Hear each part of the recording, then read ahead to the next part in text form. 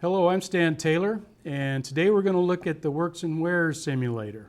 I've had a lot of requests to kind of go over what we do with this thing. It's an amazing tool we have at our disposal. I use it quite often for cat care meetings or training. You could actually spend probably better part of a day just going over this for training purposes. So let's just get started by taking a look at what this thing can do. If you look at the Information tab, you can start at the very beginning. I start with pitch generally, and this is a good way to talk to your customers about the difference between link pitch, track pitch, sprocket pitch. The link pitch, as you can see, is the distance between the center of the bushing and the center of the pinhole on the link. This is the link pitch. You can see we have your options over here on the left side of the screen. Track pitch, on the other hand, is the distance between the center of one pin and the center of the next pin. And this dimension can actually change with time, especially on a sealed track, because this, as tracks extend, can grow. The sprocket pitch, on the other hand, this is the distance between the center of a loose bushing and the center of a loose bushing in another sprocket root. This dimension actually decreases with time as it wears. So you have your track pitch increasing and your sprocket pitch decreasing. And this is what we call pitch mismatch. And this is where you start getting accelerated wear on your tracks. Okay? Just a good thing to talk to your customers about. Let's talk about conditions of wear. You can see in conditions of wear that we have three conditions that cause wear. You've got contact, load, and relative motion. It takes all three of those conditions to cause wear. What we're showing here is contact. Now this would be in the reverse drive side. We've got contact right here between the sprocket and contact between the bushing. So we have the contact. Load is demonstrated in this picture, showing the load of the bushing against the load of the sprocket. Relative motion is when we have motion between the two surfaces. In other words, the surface of your bushing is turning against the surface of the sprocket. So if you've got all three, you've got contact, load, and relative motion, then you have wear. Okay? So next, let's look at areas of wear. This is showing the forward drive side wear. When the tractor is going in the forward position, we have this portion of the sprocket contacting this portion of the bushing, and that's where you see the wear. Reverse drive side wear is just the opposite. We've got this side of the sprocket wearing against this side of the bushing. This is generally the most worn area of the bushing because you get more wear in the reverse drive side. The root area is shown right here. Forward tip wear is higher up on the tip, and this is generally caused when you have a worn sprocket, as you see here, or else packing can drive the bushing up higher on the tip of the sprocket. Here's your reverse tip wear. Okay? Internal pin bushing.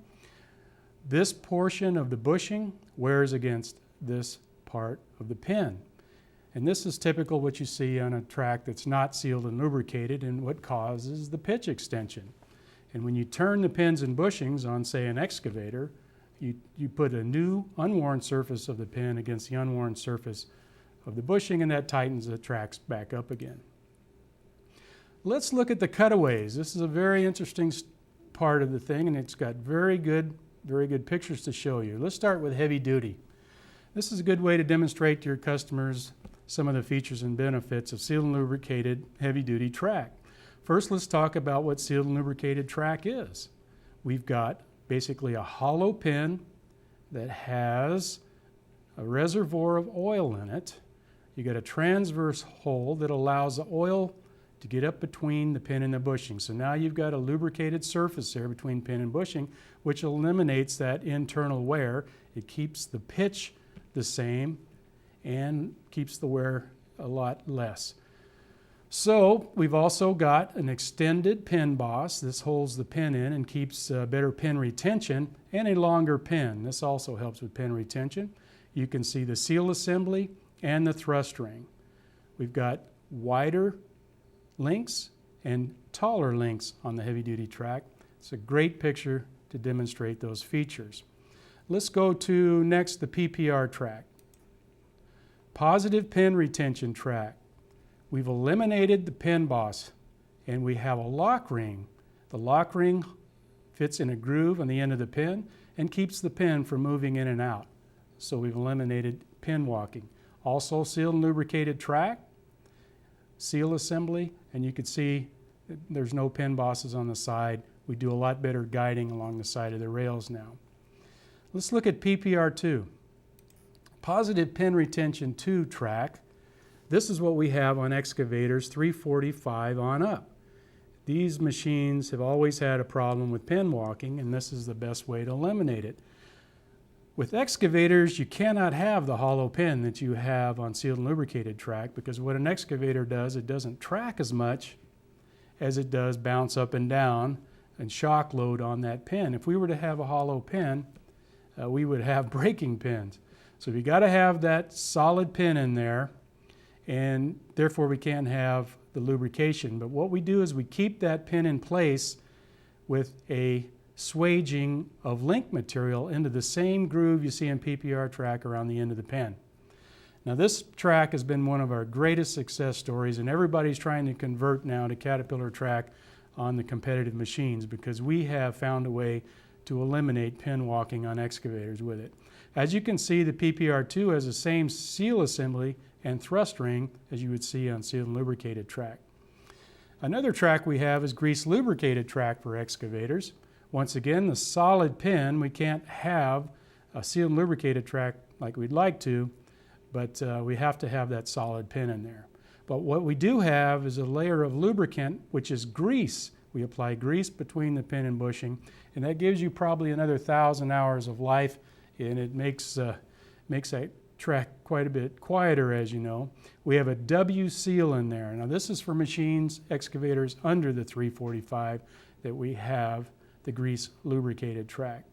This is a great track. We're having a lot of success with this as well. One other track I'd like to talk about is the sleeve bearing track, or the SBT. Now the sleeve bearing track, this is on D11s. The D11s have always had a bit of an issue because there's such an amazing amount of impact and stress load that we have as that sprocket is pushing that bushing one way, because the bushing is pressed into this link, and then the pin is pressed into this link on the outside, the offset links. So as that sprocket's pushing against that bushing, it's pulling the bushing one way and the pin is going the other. We've had an issue with all that power of having metal transfer or galling right at the end of the pins. So what we've done to fight that is we now have a stainless bearing at the end that actually rotates with oil around the end of the pin. And this has eliminated the galling that we have. So it's working out really well. And this is a Caterpillar exclusive. Nobody else has this, and it's something you always need to talk to your customer about on the D11s. It's a fantastic system. Let's look at SystemOne. SystemOne has got a lot of pieces in it. Of course, there's a lot of great things to talk about with SystemOne. The fact that we have a rotating bushing in it, and that's eliminated the problem with reverse wear. Also, SystemOne, as you know, we don't have the scalloping because of the center tread idlers, and we have reusable components because the bushing rotates. That means it's not grinding against that sprocket. So the sprockets are reusable, and the idlers can be reusable. So that really helps reduce owning and operating costs, especially when you get into the second or even third undercarriage lives. So SystemOne's got a lot going for it, and this is a way for you to show your customer. One other thing I'd like to point out on the SystemOne is it has straight links. You can show your customer with this Works and Wear simulator how the straight links fit together. Straight means stronger. It's stronger than the offset link. It's definitely a feature that you need to consider with your customers. All right, so let's look at the elevated tab real quick. And this is where you get back into the movement. One thing I'd like to point out here is that you can hit the pause button and stop it at any time, or else you can hit the space bar and it does the same thing. Anywhere during this program you can hit the space bar if it's easier for you. So what you're looking at now is a 360-degree walk around of the elevated machine. I'd really like to start with your customer talking about track adjustment. because we can see, let's start with tight. And because a lot of customers still to this day, that's the biggest problem we have, is the guys that have too tight a track, especially they think this is the way it's supposed to look. So it gives you an opportunity to talk to them about what a real problem tight track is and how it reduces their undercarriage life. And you can show them this is what it's supposed to look like, Mr. Customer. It's supposed to have some sag in there, and we have specs for that sag to help you with your track adjustment. All right, let's look at the build-up real quick. The build-up is an excellent example of what the benefits of this new program, because you can see three-dimensional context how everything fits together. So many customers I've talked to, especially at cat care meetings, you really see the light go off when they understand how it goes together for the first time. Take advantage of that space bar to stop it anywhere you want. For instance, I like to talk about the pin, for example, and the inside of the bushing, because these are actually polished to the same surface of a crankshaft journal. It's very, very hard surface and very smooth. Something to be proud of. And you can see how those fit together. Now you can point out the different pieces that go in. Here's your thrust ring, and talk to your customer about the value of the thrust ring, what it really does. Keeps from crushing the seal assembly when it's pressed together, right? And to hold that in play. So you got the thrust ring, and then you have the seal assembly. They both fit into that counter bore that you see here and the link.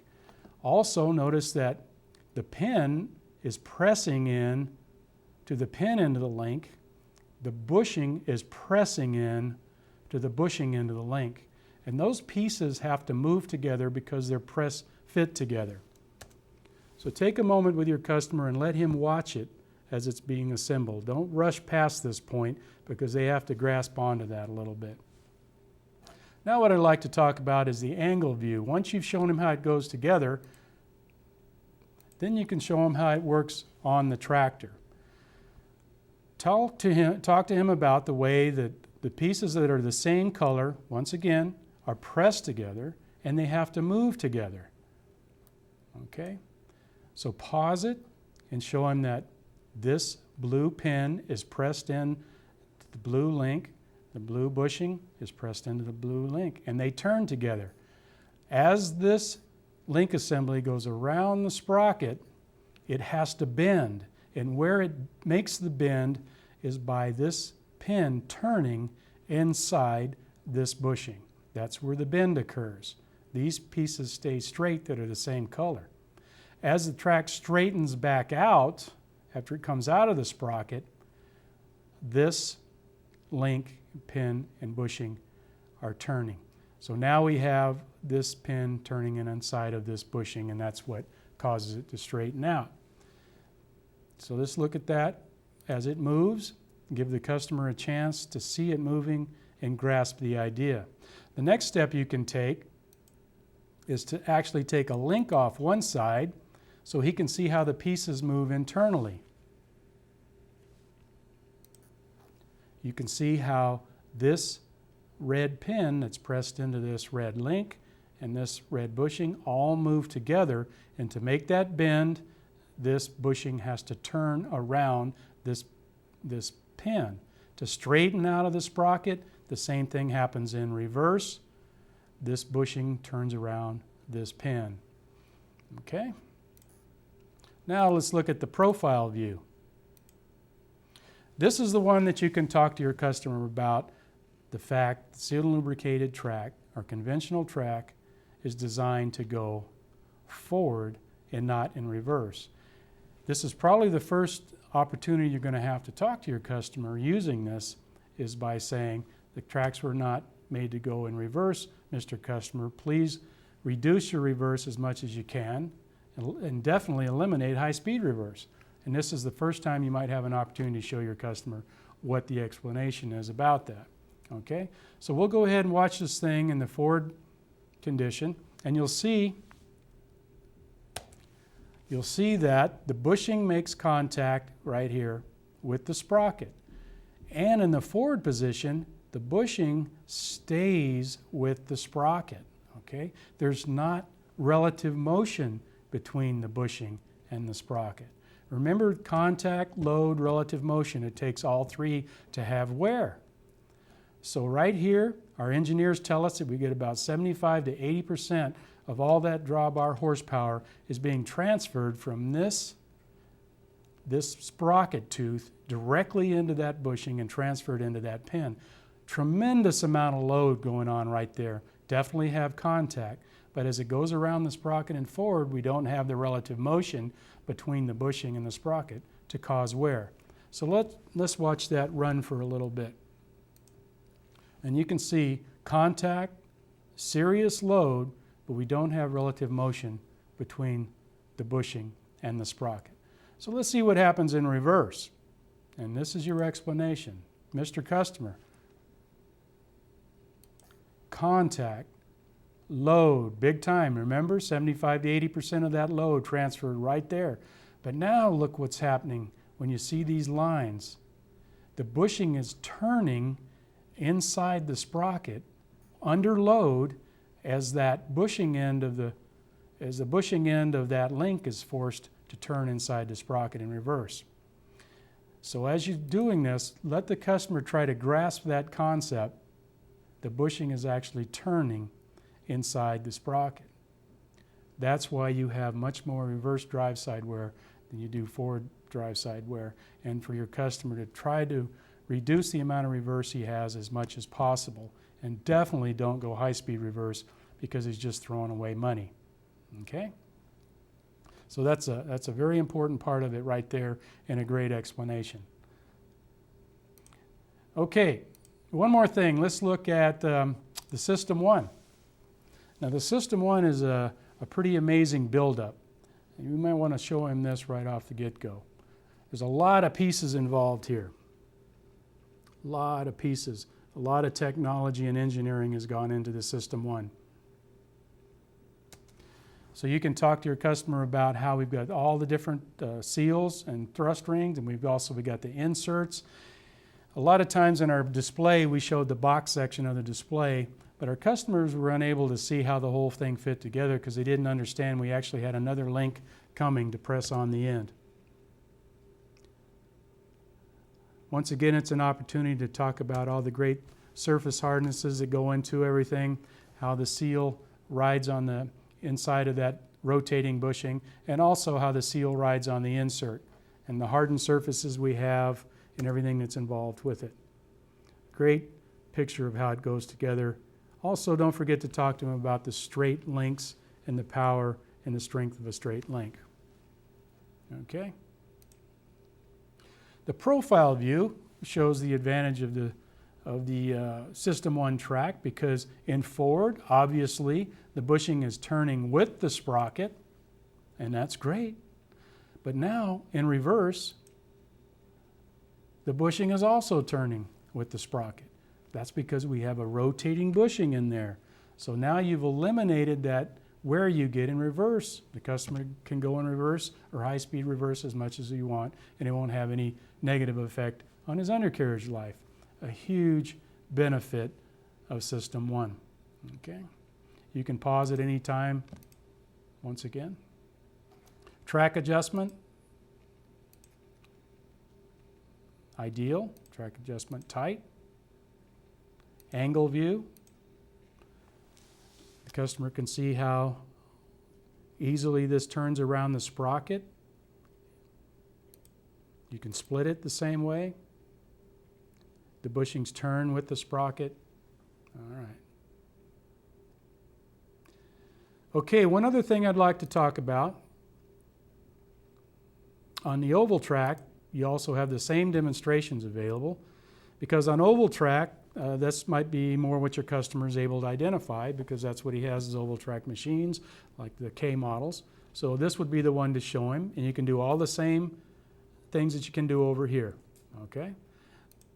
So let's look at, for example, profile view.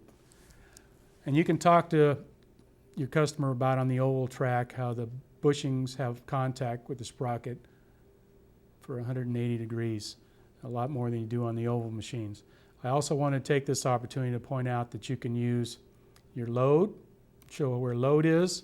You can see those areas of load go around. This is also shown on the elevated machines.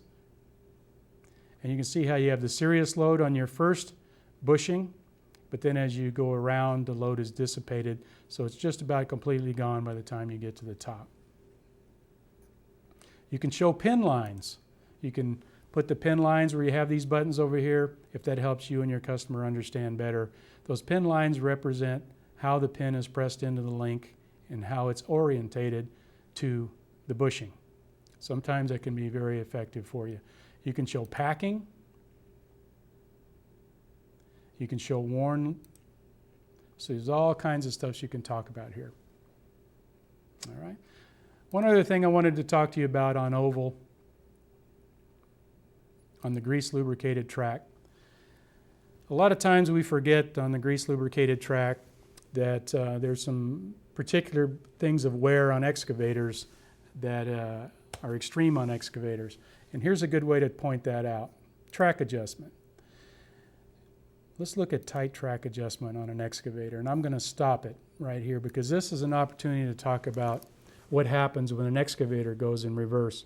Now we know that when tractors go in reverse, especially if it's not SystemOne track, that we're getting extreme extra wear on the bushings.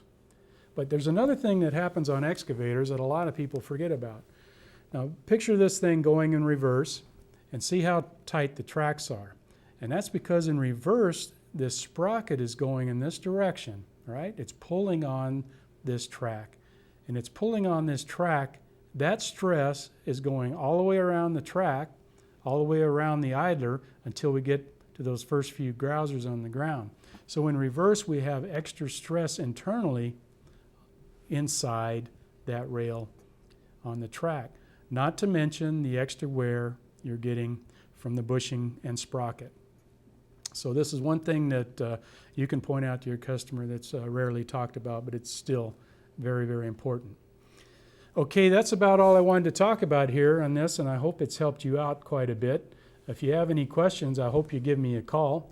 Also, we're going to show you at the end here the form number to get this, and I hope you have a lot of good luck with this simulator. It's a heck of a tool. I know you'll get a lot of use out of it. Thanks a lot.